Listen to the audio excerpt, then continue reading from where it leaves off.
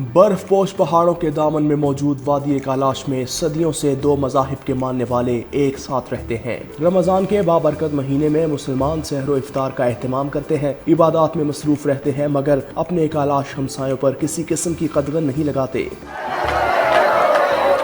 कालाश बरादरी रोज़ा नहीं रखती। वो दिन के औकात में मामूल के मुताबिक खाते पीते और अपने काम काज में मसरूफ रहते हैं। ये सब कुछ एक ऐसे माहौल में होता है जहाँ बाहमी एहतराम कायम रहता है। हमारा इधर ही एक दूसरे के साथ ज़बरदस्त प्यार मोहब्बत से रहते हैं, तो एक दूसरे को कुछ लोग नहीं कहता। मैं कलाशी हूँ, खुद मैं खाता हूँ, तो वो बोलते हैं यार खाओ खाओ।